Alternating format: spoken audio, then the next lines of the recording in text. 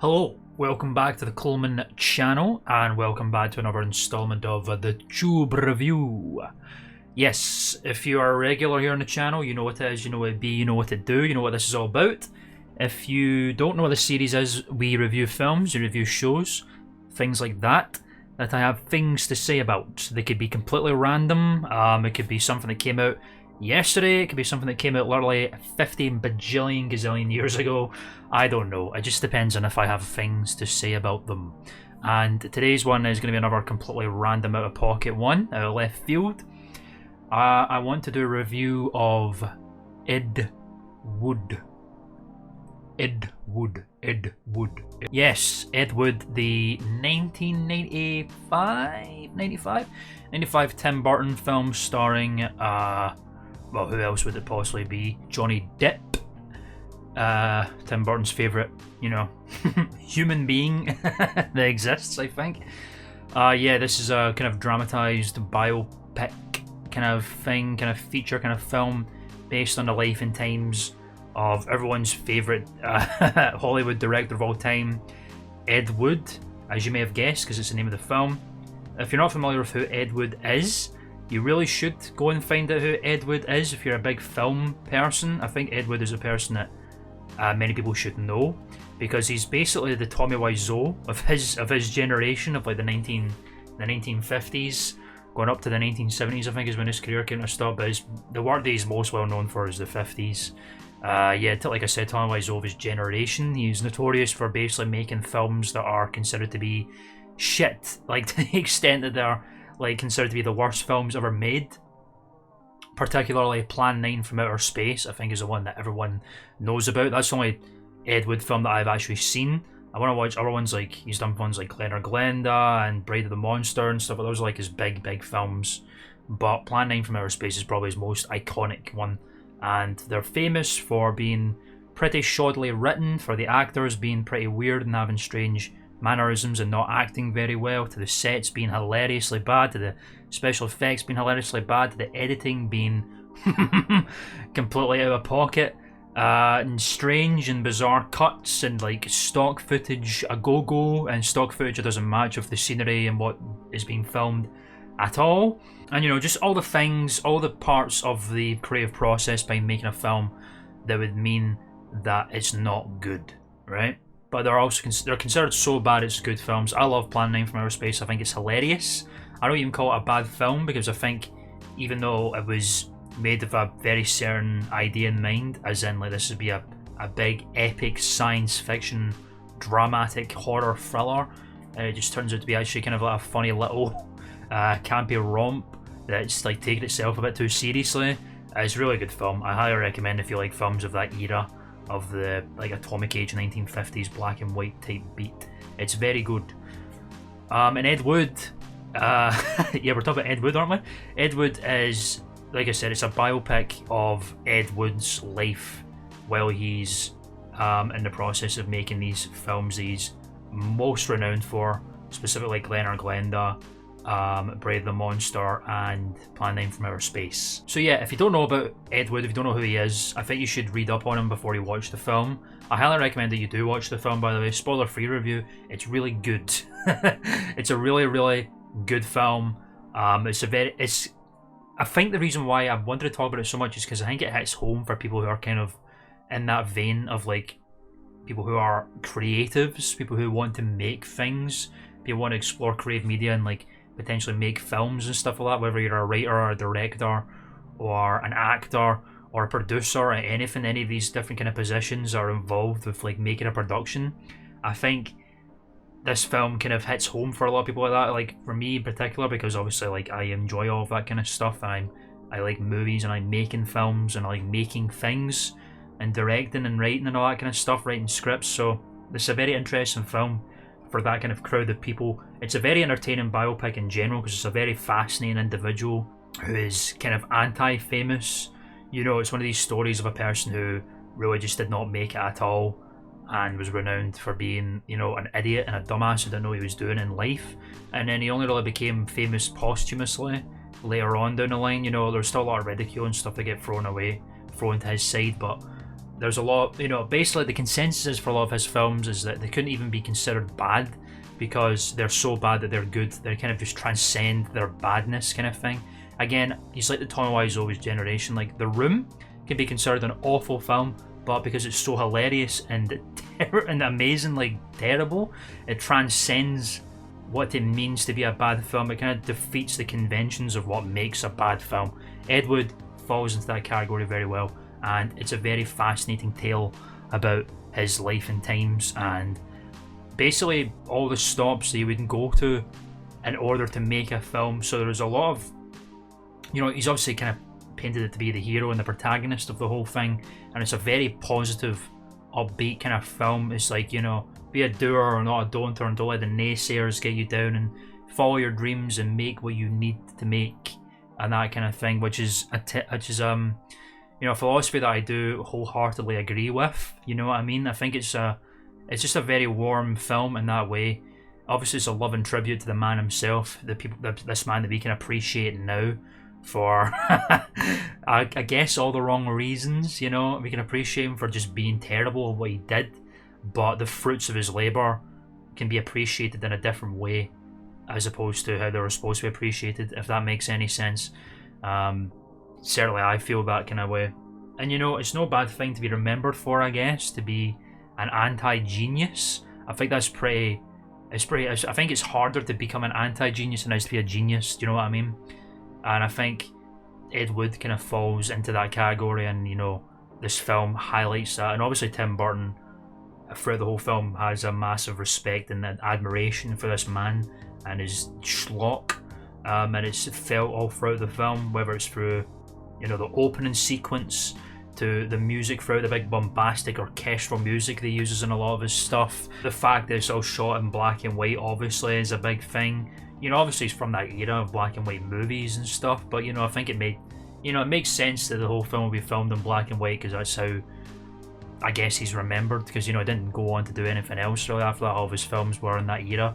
So yeah, the black and white, even some of the cinematography as well. I don't know if maybe I'm reaching a little bit there, but I feel like a lot of the cinematography kind of put a lot of respect onto the man and his films, because a lot of the shots could be like, I don't know, just from here to here, like you don't get a full body shot, and a lot of them can be quite awkwardly placed and stuff, kind of like how it is with his films. So yeah, there's a lot of that kind of thing too. So yeah, it's a film about tenacity, it's a film about belief in your work, it's a film about the love of your work, it's a film about basically doing anything that you can or are willing to do in order to make a picture. And obviously another massive thing about the whole film is the relationship between Ed Wood and Bela Lugosi, who is obviously most famous for playing Dracula. Look, there he is up there. Look over there. There he is over there. Yeah, I'm a massive fan of the Universal horror era, like the 1930s, when Universal were at the forefront of really making this, at the forefront of like sound films and new wave kind of horror, and like just kind of breaking grounds with what you could do with film. And I love all the films very much, and I love Bela Lugosi, and I love him in the Dracula films. The Dracula films he's in, which are not many of them, and all the work they did with alongside Boris Karloff, like The Raven and all these Edgar Allan Poe type films. He's a very great, amazing actor who has a great presence about him, and it kind of goes into this relationship between the two of them, because Bela Lugosi, kind of his career basically fucking fell apart by the time of the 1950s, and Boris Karloff, who played the Frankenstein monster in the Frankenstein films, kind of went ahead, and his career was pretty much prosperous for his whole life. And the same can be said for Bela Lugosi. Became like a drug addict and stuff later on in life, and penniless, and it's all very, very sad that happened. And the film kind of goes into the relationship between Ed Wood and Bela Lugosi, because Ed Wood's a massive movie fan, and he gave Bela Lugosi a chance to quote shine unquote in his awful films, and I guess he just helped him feel like an actor again. He helped him get clean and all this kind of stuff. And it's just it's probably the sweetest part of the whole thing, where these two, with the relationship of these two, and how it's kind of framed as like, the struggling actor who once made it big, who was once massive, and the struggling filmmaker who just wants to try and get a #1 piece out, and put his films up there with the greats of the classic Universal horrors and all this kind of stuff, and the new sci-fi atomic age films are of that time, and they're kind of like supporting each other, I suppose, which is it's very sweet. Yeah, without going into too much detail about how that happens in the film, as this is the spoiler-free section, but that does happen. It happened in real life. They were good friends and stuff, and it was a very nice relationship that they had. And it's pretty much the secondary arc that goes on throughout the film alongside Ed's just journey of making films, is the relationship between him and Bela Lugosi, and it's very nice.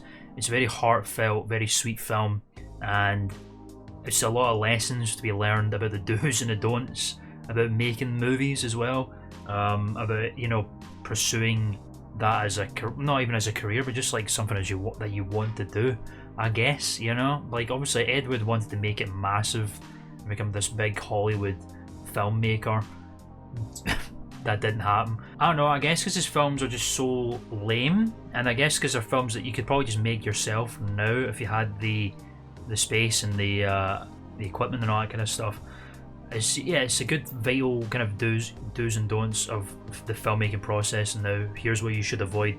Don't do what Ed Wood did kind of thing, which is hilarious because, like, again, the film is a very upbeat and positive kind of film, and like stopping at nothing to make your vision kind of thing, but it doesn't not highlight the negative aspects of that process and the bad practices and the unprofessionalism that go alongside the making of a film like this, or films like these anyway, particularly with like Plan 9. It kind of delves into like deeper with that kind of thing. It also explores obviously like the really weird elements of Ed Wood, like his transvestitism. You like to cross-dress a woman like all the time.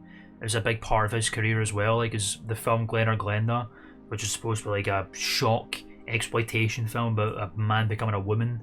And then when Ed Wood came onto the project, even he wrote the script, it was basically just like a semi-autobiographical thing about him cross-dressing and how it's just is fine kind of thing. Which is very interesting for the 1950s, kind of very early example of like inclusivity of that kind of thing, of just like a gender identity kind of a thing going on. There's a lot of that in this film too, which is very, very fascinating. Yeah, I think the film it's just a really great tribute to the man himself. It gives you a newfound kind of appreciation for his work, and how these pieces of film that could be considered bad can be viewed from a different light, because it's not the same way as like The Room. Tom Wiseau's The Room. I'm going to bring that up again because they can be compared pretty easily, I think. Is you watch The Room, and obviously it's a terrible film, but there's like a lot of elements about it that you can immediately pick up on. I did not hit her, I did not. Oh, hi Mark. And then you go, that's fucking funny. That's the most unnatural, hilarious piece of dialogue I've ever fucking seen in my life, and you can laugh at it and it's really funny. But I think because Ed Wood's films are of their time, it's hard enough to get for some people to get into a movie that is of the 1950s and enjoy it. It's probably even harder to get into a film from the 1950s that is considered to be a bad film. Do you know what I mean? It's like it's an interesting element there. It's a very different kind of experience as opposed to like getting into a film like The Room, which is obviously, what was it, like 2003 that came out, so it's a bit more modern now. So yeah, it's different. It's a different way of like, it's harder to appreciate that maybe for some people than it is to appreciate someone like Tommy Wiseau who's just a goofball, whereas Ed Wood was just more like kind of a troubled, alcoholic, transvestite guy who made bad films. This film I think helps with appreciating his work and appreciating his art. I was going to say appreciating his method, but I think it more like just highlights how his method was just awful, which is a good thing. It's good. It's an interesting message to filmmakers or budding filmmakers or just people who enjoy the creative process and the production of things like this, of physical media and all that kind of stuff. To have tenacity and to believe in your vision and to not let other people that don't have the best interests of your vision in mind interfere with that vision. I think that's a massively important thing. I think it's a big deal to be able to follow through with your vision and ensure that what you have perceived, what you have conceptualized, especially if you're as involved as someone like Ed Wood, who has not even just directed the film, but he's also written the script. It's his concept. You know, he's producing the film himself. I think it's a massive thing to be able to produce this vision that you have in your head and just making it happen. I think that's just a massive deal. I think that's so important, and I think it's a really important message that Ed Wood actually gets across through the eyes of a struggling guy who makes bad films, but at the end of the day, you know, there's a tenacity there and a belief and a charisma to this whole thing of making these schlocky films and just stopping at nothing to make the vision come true. I think that's something to be admired. And the don'ts as well. Well, there is the tenacity there. There are things happening that are clear as day that you immediately go, that's not the thing that you should do when you're making a film. I won't do that. That's basically the whole shtick with that kind of thing. But yeah, that's kind of the overall thematics of the film, I think, spoiler free, and what I think of it. It's a great film. It's a really great biopic. It's fun, it's positive, it's a great exploration of, it's really stylized, it's definitely got Ed Wood in mind. It's not just the story of Ed Wood, it's the story of Ed Wood, I think, as Ed Wood would want it to be told, for sure. Definitely watch it if you like biopic films. I was going to say if you like Tim Burton works, but I don't even think you don't even feel a lot of Tim Burton's presence in it.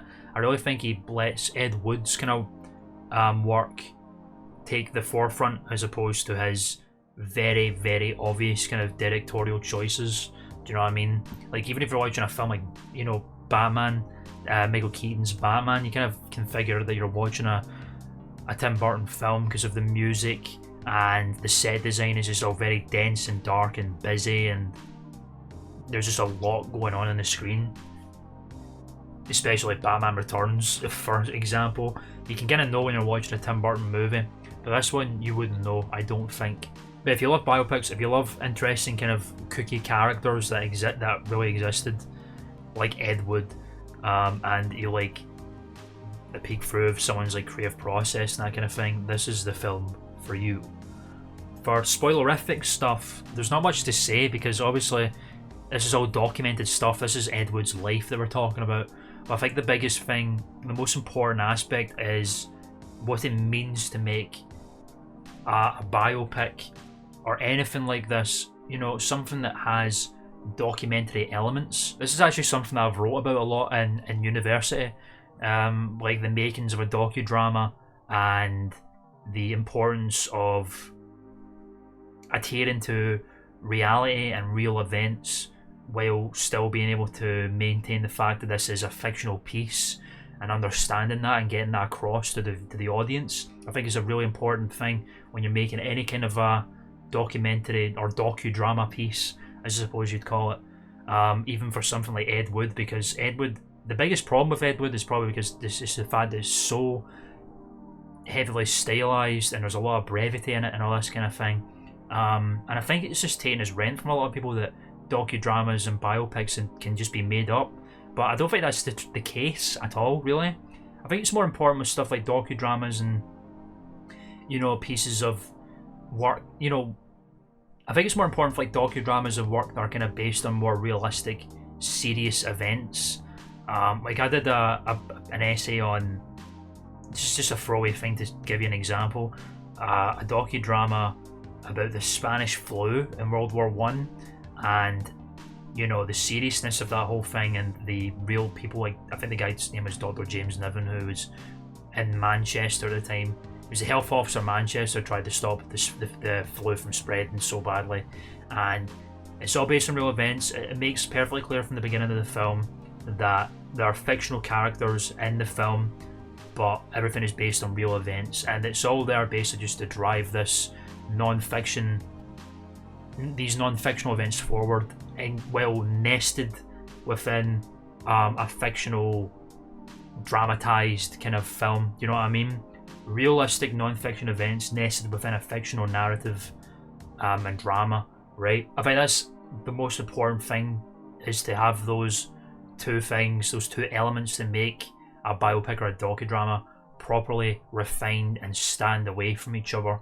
That is perfectly clear that you are watching a dramatised film with non-fictional elements in it, but at the end of the day it is all based on real events and non-fictional characters and people and stories, and it's just nested within this fictional narrative in order to just drive the film forward with plot and all this kind of stuff and some fictional characters and that kind of thing.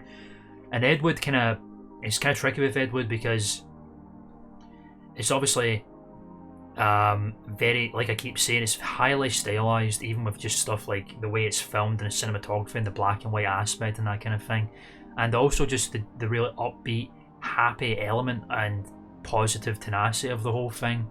And that was the whole point. Tim Burton himself has said that he wanted it to be kind of told through the lens of Ed Wood, not just through like the events as he sees them, but the events as he sees them through rose-tinted glasses, as in like nothing can go wrong and it's going to be better, I'm going to make it in the end, and I'm going to become a massive Hollywood director and make these pieces of art because I love filming, that kind of thing. It didn't really come across that way at all. In reality, at the end of the day, it was actually quite sad because he just fell apart into alcoholism. All he did in the 70s was like make pornos and write porno books and stuff, and he spent all the money on alcohol, and he would just lament on how and be become embittered about the fact he never made it, really. So it's not that good. It's quite sucky, and it's a shame that it happened and he fell down that way. But it's not explored in Ed Wood really at all. I don't know how it would fit in, because even when he was making these films, he had a problem with alcohol. When he was making like Plan 9 and Glen or Glenda and all these things, he had alcohol problems, but it's never explored and we don't get to see it.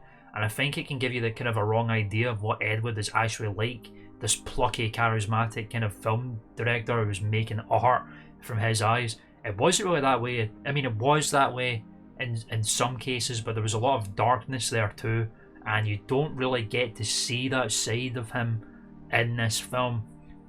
And it's tricky. It's really tricky because a lot of the elements of the film are pretty much true. It's all factual in terms of the people that he made the films with. It was to get backing and funding for making the films. He would go to a meat packing fucking facility and have them give the money to become executive producers, or go to Baptists and get baptized in order to get the funding to make films.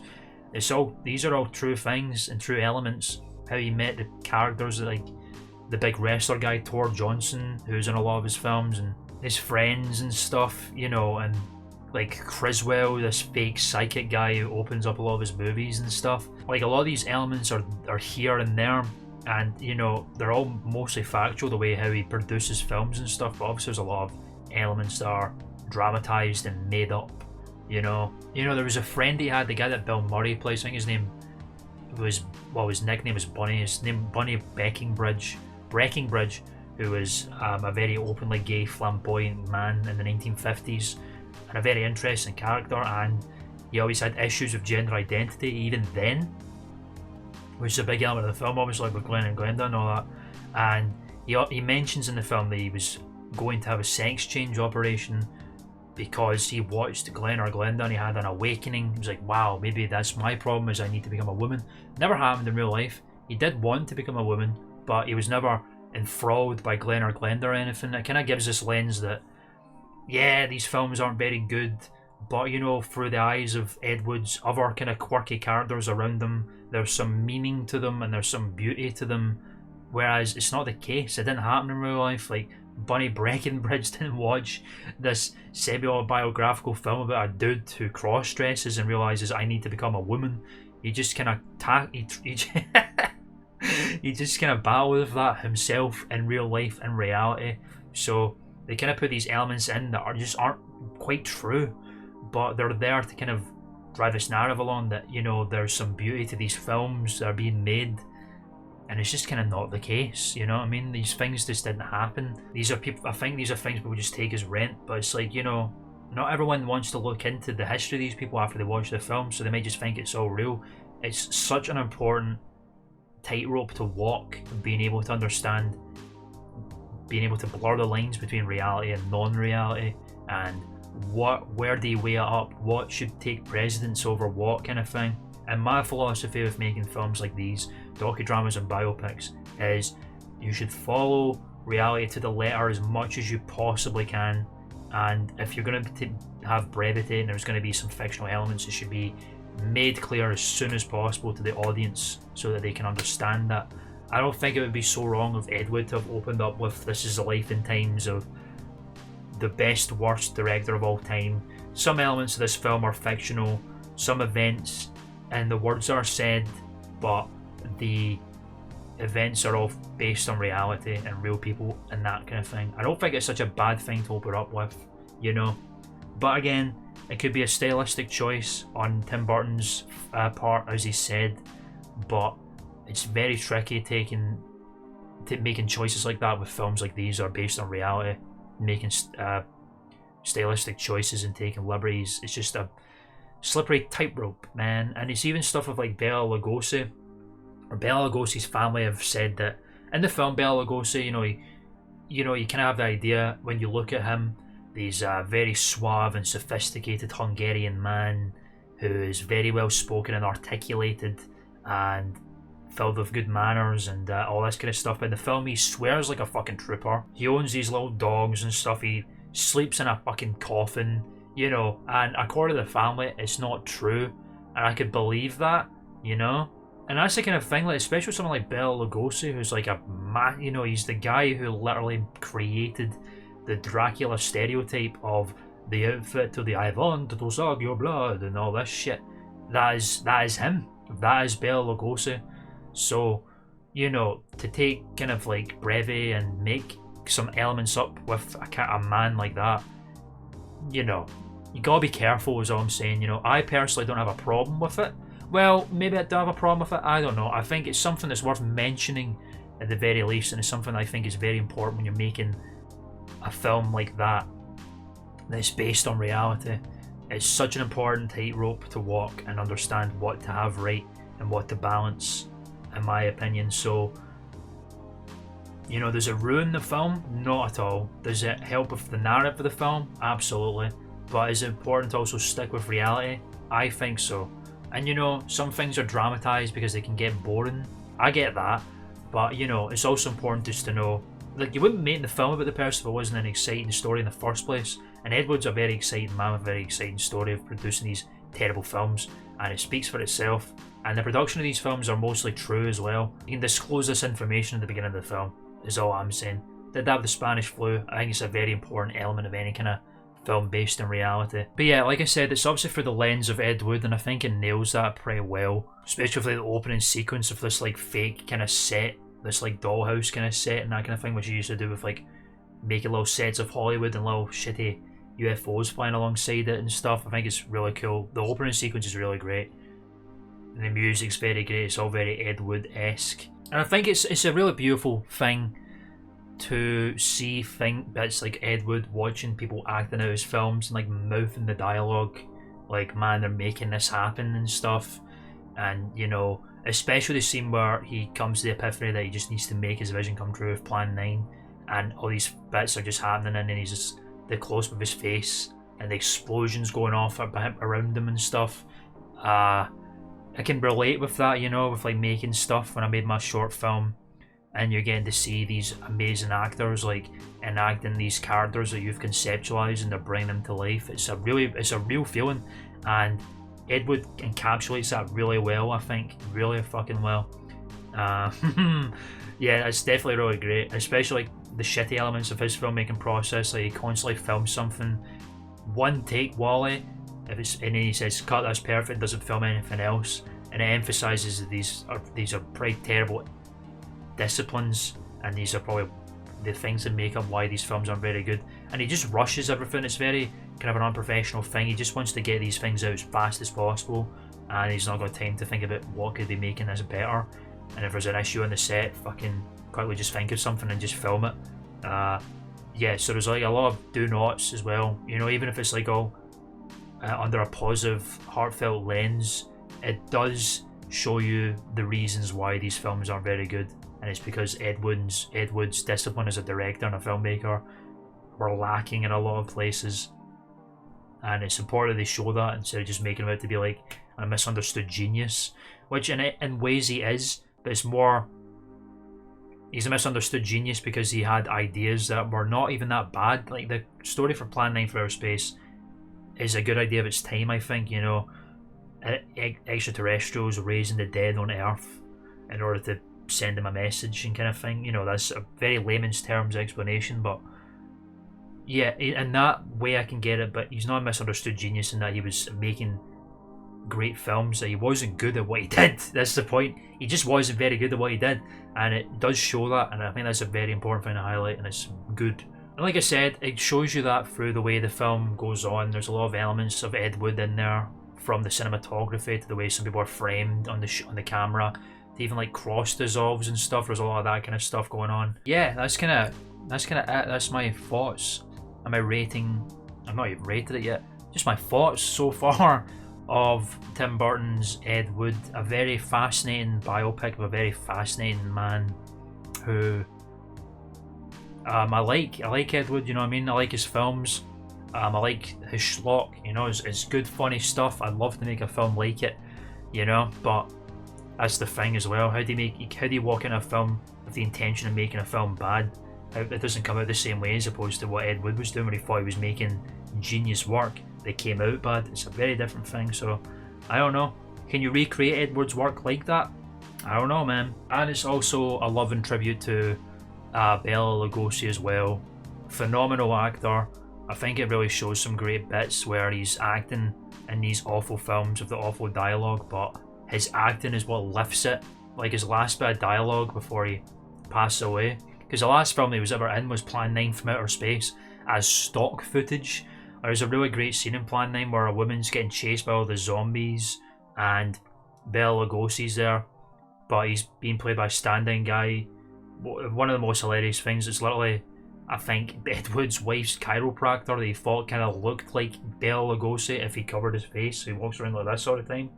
Cuts to him, and then sometimes we'll cut back to Bela Lugosi in the stock footage in the daylight, even though the rest of the scene's shot at night. It's hilarious. Yeah, the last bit of dialogue in the whole film is when he's reciting a line from Bride the Monster, and it's just a fucking great delivery, and all these people in the street are like applauding him and asking for his autograph, and it's like highlighting him again, this great actor who kind of fell from grace, and it's just really nice, you know. That's the most heartfelt thing about it.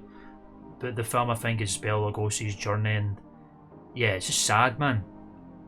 The whole thing's sad, like, you know, it shows Bela Lugosi's downfall, but it doesn't really go into Ed Wood's. But I don't know. Again, it's rose-tinted glasses that Ed wore, so it's kind of like take it as you will, I suppose. But it's important to remember fiction from reality. Balance, tightrope, baby. Anyway, finally, epic to lame ratio. Right now. So, I think Tim Burton's Ed Wood biopic 1995, I think it is, I think probably sits pretty snugly in mid to high tier very epic. I think it's a really, really great biopic. I think it's a great celebration of Ed Wood and, you know, the good side of Ed Wood anyway, and his secret hidden anti-genius, and what it means to be a filmmaker, what it means to be a creative and achieving your vision and following your calling, you know, despite everything that's going against you. And also the realizations, the downfalls and the bad elements of trying to follow your calling, to the extent that everyone's just kind of crumbling, I guess, in terms of how you're going about it, and you're not very good at it, and you're not realizing the elements that you're not very good at. The do's and don'ts of the whole thing, I think it's a really great celebration and just a great highlight of all this kind of stuff. It certainly resonated with me, and yeah, the biggest critique really is just the understanding and the balance of fiction and reality, and what is reality and what is not, and how that translates to the audience, and how you tell the audience that, and how they know that. It's a very big deal with biopics and docudramas, as I keep saying. It's a very important thing, and I think it's not a thing that some people take seriously enough. And again, it's a tricky thing to say with this kind of film, because it's a stylistic thing. for Ed Wood, it's through his eyes and his positive gumption and stuff that he's making art. So I don't know. It's hard to say. I think it should be a bit more closer, maybe to reality, and I don't know how they would incorporate all the dark elements of his existence, like the alcoholism and stuff. But I think it should have been there, and I think it should have been talked about. But you know, it's a celebration of the man himself. So again, it's hard to say. It's hard to say, but that's why I think anyway. Now is my review of Ed Wood, ladies and gentlemen. Like I said, very random choice, but you know, I watched this film again just yesterday. It's like the second I've ever watched it, and it resonated with me in the ways I mentioned to you as a budding creative fella myself. So I wanted to talk about it, review it, and share it with you. If you've never seen it before, I highly recommend that you watch it. Ed Wood is a phenomenal biopic and a very fascinating individual. Watch his films too. I'm going to have to watch some of his. At some point I'm going to watch Bride the Monster next, I think, because that film looks hilarious. Anyway, thank you all for tuning into the Tube Review, ladies and gentlemen. More reviews to come and other content. You know how it be, you know, whatever, you know how to do, bro. Pull the string, pull the string, pull the string.